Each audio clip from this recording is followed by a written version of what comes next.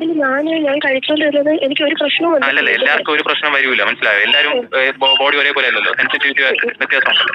അപ്പൊ അത് ചിലർക്ക് വായിൽ അൾസറൊക്കെ ഉണ്ടാവാനുള്ള ചാൻസ് ഉണ്ട്. അപ്പൊ അതറിയാനാണ് ചോദിച്ചപ്പോ പുള്ളി അല്ല ഡോക്ടർ കോഴിക്കോടാണ്. കോഴിക്കോട് എന്താണെന്നാണ് പറഞ്ഞത്. പുള്ളി വീട്ടിൽ വന്നിട്ട് ഒരിക്കൽ വീട്ടിൽ വന്നായിരുന്നു. ഇവിടെ എന്തോ ആവശ്യത്തിന് വന്ന സമയത്താണ് ചേച്ചി വിളിച്ചോണ്ട് വന്നത്. ഒരിക്കൽ വീട്ടിൽ വന്ന് എന്നെ നോക്കിയിട്ട് പോയതാ. അപ്പോഴാണല്ലേ മരുന്ന് എഴുതിയത്? അപ്പോഴാണ് എഴുതിയത്. ഫുള്ള് കിഡ്നിയിലും ലിവറിലും ഇൻഫെക്ഷൻ ഉണ്ട്. അപ്പൊ അതിനിപ്പോ ഇത് എന്താണെന്ന് അറിയണം. അതിനുവേണ്ടിയാണ് നിങ്ങളടുത്ത് ചോദിച്ചത്. അപ്പൊ പുള്ളിയുടെ നമ്പരോ പ്രിസ്ക്രിപ്ഷനോ കിട്ടുമെങ്കിൽ അതൊന്ന് തന്ന വലിയ ഉപകാരമായിരുന്നു. അല്ലെങ്കിൽ കുപ്പിയുടെ പേര് നിങ്ങൾ കുപ്പി കഴുകി എന്തോ വെച്ചെന്ന് പറഞ്ഞില്ലേ? സ്റ്റിക്കർ എന്തോ കളഞ്ഞിട്ട് കഴുകി എന്തോ വെച്ചു. അപ്പൊ അതിന്റെ അടപ്പിന്റെ ഫോട്ടോ ഒന്ന് എനിക്കൊന്ന് ഇപ്പൊ എടുത്തിട്ടൊന്ന് അതിന്റെ വാട്സാപ്പിൽ ഒന്ന് അയച്ചാൽ മതി. ഫാർമസി എന്ന് പറഞ്ഞ കുപ്പി ആകുമ്പോഴത്തേക്കും അടപ്പിൽ ലേബൽ ഉണ്ടാവും, അല്ലാതെ പറ്റൂലല്ലോ. ഞാൻ ഇതല്ലേ ആയുർവേദ ഡോക്ടറല്ലേ, എനിക്കറിയാലോ. ഫുൾ ബോട്ടിലല്ല തന്നത്, എനിക്ക് പകുതിയോളം ഒഴിച്ചാണ് തന്നത്. അതെ, അല്ല പിന്നെ സ്റ്റിക്കർ ഇളക്കി കളഞ്ഞെന്ന് പറഞ്ഞു. അവിടെ പിന്നെ ലേബിളൊന്നും ഇല്ല. ഷജിനൊക്കെ പറഞ്ഞ ദിവസം ഞാൻ ഓടിപ്പോയി അതിനെടുത്ത് നോക്കി.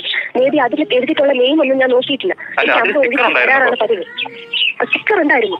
പക്ഷെ അത് ഏത് സ്റ്റിക്കർ ആണെന്ന് എനിക്ക് അറിഞ്ഞത്. അമ്മ എനിക്ക് ഒഴിച്ചു തരാറാണ് പതിവ്. എന്റെ കയ്യിലൊന്നും തരുന്നില്ല. എന്തെങ്കിലും ഒരു ക്ലൂ അതിന് കിട്ടുമെങ്കിൽ എടുത്ത് അയക്കാൻ വേണ്ടി ഞാൻ പോയി നോക്കിയിട്ടാണ് ഞാൻ പറഞ്ഞത്. ഇങ്ങനെ കഴുകി എല്ലായിട്ട് മാറ്റിയിടാൻ ഇതൊന്നും ഇല്ല എന്ന് പറഞ്ഞിട്ട്.